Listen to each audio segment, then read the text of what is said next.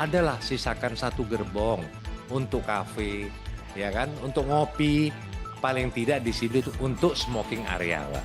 Nah, karena banyak kereta ini tidak ada smoking area, Pak Bobi. Nah, paling tidak dalam kereta ini adalah satu gerbong. Saya yakin, Pak, saya yakin itu pasti bermanfaat dan menguntungkan buat kereta. Terima kasih semua jajaran yang hadir pada hari ini. Assalamualaikum warahmatullahi wabarakatuh. Suatu kehormatan pada sidang pertama hari ini, Pak Adi, kita menghadirkan PT KAI-NO. Jadi namanya KAI-NO, karena komisarisnya Kesa Etagil. Jadi namanya PT KAI-NO. Dan pada sidang hari pertama ini langsung KAI. Selamat Pak Bobi, semoga menjadi KAI-NO yang benar-benar bisa bermanfaat buat masyarakat ke depan, ya kan?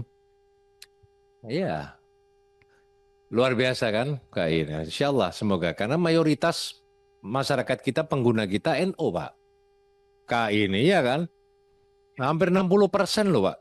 Data itu Nahdlatul Ulama menggunakan, makanya wajar kalau komisaris dan jajarannya termasuk Pak Bobi nanti menjadi Nahdlatul Ulama yang hakiki nih.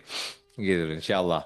Oke, yang itu saya ucapkan terima kasih dan semoga sukses Pak Bobi bersama seluruh jajaran ke depan. Kami harapkan kalau kita berbicara kinerja dari KAI selama ini sudah cukup luar biasa bagus, ya. Baik itu dari laporan kinerja yang tumbuh keuangan laba dan semua KAI selama ini. Sebelumnya Pak Didi, ya tidak ada yang sempurna semua, nobody perfect, pasti ada kurang lebihnya, tapi kinerja dari KAI selama ini sudah berjalan bertumbuh dengan baik. Ya kan, walaupun ada sesuatu hal seperti KCIC yang mengalami kerugian, ya itu kita harapkan menjadi PR nanti Pak Bobi dan rekan-rekan direksi semua untuk bagaimana bisa mengatasi semua ini. Itu yang kita harapkan. Yang kedua, paling tidak mengevaluasi apa yang terjadi di sebelumnya di KAI, itu yang kita harapkan, karena waktu ini kan masih baru Pak Bobi dan direksi, paling tidak harus mempelajari semuanya, ya kan? Kita tidak bisa meminta pertanggungjawaban saat ini semuanya dalam fungsi pengawasan kita, karena bagaimanapun juga Pak Bobi dan jajaran direksi akan mempelajari semuanya ke depan. Yang pasti kita butuh inovasi, ya, bagaimana KAI ini bisa lebih baik ke depan. Yang kedua, masalah tata kelola, Pak Direksi, kami berharap ini masih terjadi banyak, ya, masukan-masukan, ya, dari daerah. Kebetulan saya daerah pilihan saya Jawa Timur 3, Banyuwangi, Situbondo, Bondowoso, tapi Jawa Timur ya pasti ya, karena kita di situ ada Banyuwangi, ada 28 yang langsung ke Surabaya sekarang, ya kan? Dan teman-teman di situ semua connecting, alhamdulillah kita ada grup komunikasi masukan, pungutan liar yang terjadi itu paling tidak bisa ditekan semaksimal mungkin kalau bisa dengan selesai. Makelar-makelar dan lain-lain itu kasihan kepada masyarakat kita kadang. Itu lalu yang pasti masukan penjagaan lintasan, itu yang perlu kita perhatikan betul, Pak. Memang korbannya tidak banyak, paling sebulan satu gitu, Pak ya. Dan itu terjadi, tapi itu paling tidak nyawa manusia. Bagaimanapun juga saya terus apresiasi kepada penjaga-penjaga lintasan yang luar biasa, 24 jam mereka menjaga, tapi paling tidak perlu diperkuatkan lagi, Pak, pengawasannya dan lebih dimaksimalkan. Lalu tentang kondisi fisik rel yang banyak sering terjadi karena kondisi situasi alam dan lain-lain, itu perlu adanya, selama ini KAI sudah melakukan pengecekan, itu perlu dikelola lagi, ditata betul-betul sehingga bisa maksimal. Itu saya kira. Yang ketiga, rencana kerja saya baca di sini, Pak Bobi, rencana kerja yang sangat luar biasa, banyak, kalau saya baca sudah cukup luar biasa, tinggal bagaimana ke depannya dilakukan. Cuma ada satu hal yang saya pingin, roadmap-nya ini dijelaskan tentang rencana kerja untuk uji statis dan dinamis petani pedagang, Pak. Nah, ini yang luar biasa dari KAI. Jadi dia memang menyiapkan gerbong atau sebagai mobilisasi pedagang, dan ini sudah diuji coba kalau nggak salah di Surabaya, Gubeng ya, Gubeng Lamongan, untuk pedagang dan petani.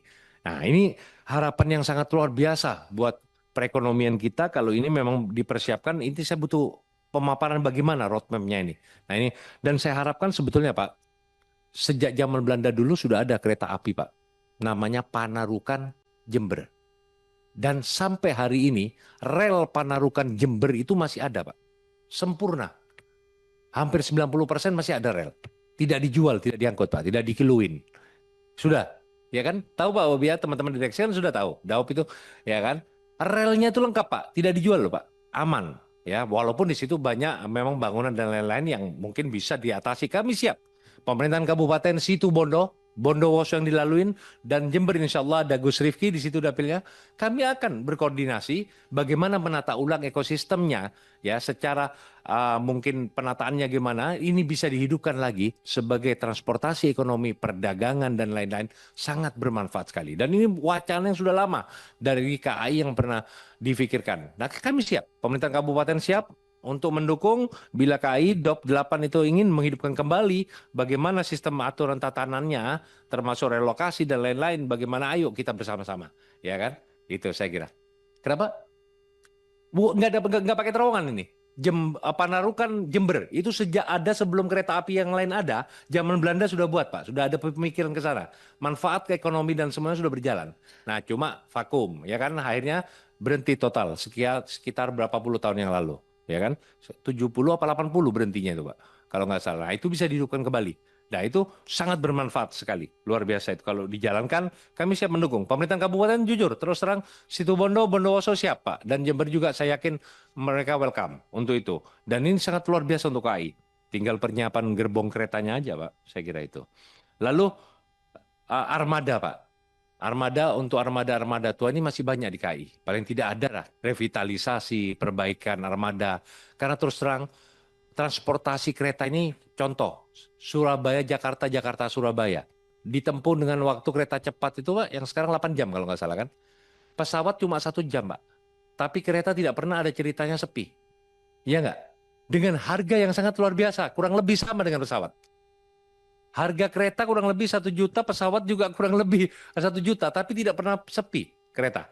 Lah itulah motivasinya orang, apa namanya, menaiki kereta itu lebih happy, dia lebih senang. Dia berangkat malam sampai sana pagi, aktivitas sebaliknya begitu. Aktivitas dia lebih oke. Nah, paling tidak Pak, ini ada masukan juga. Gerbong yang selama ini dulu ada, tapi setelah itu dihilangkan. Adalah sisakan 1 gerbong untuk kafe, ya kan, untuk ngopi. Paling tidak di sini tuh untuk smoking area, Pak. Nah, karena banyak kereta ini tidak ada smoking area, Pak Bobi. Nah, paling tidak dalam kereta ini adalah 1 gerbong. Saya yakin, Pak, saya yakin itu pasti bermanfaat dan menguntungkan buat kereta api. Iya kan? Pasti banyak itu. Satu aja untuk kafe, untuk smoking. Karena 8 jam perjalanan jauh, Pak. Di bis saja, Pak, 12, hampir 8 jam, 10 jam, itu ada smoking area di bis. Masa kereta sepanjang itu 1 gerbong, Pak? Saya yakin bisa itu, Pak. Ya, ini aspirasi loh, Pak. Jawa Timur paling banyak ini semua, Jawa ini paling banyak, Pak. Gitu, kasihan, Pak. Dia, gitu loh. Ya kan, itu nilai kemanusiaan juga bisa diterima gitu. Oke, saya kira itu, dan saya harap nanti untuk roadmap untuk MRT, LRT, ya kan, BRT dan semuanya yang ada termasuk WOS dan apa, saya bisa dijelaskan penataan untuk kedepannya, Pak Bobi. Saya kira itu.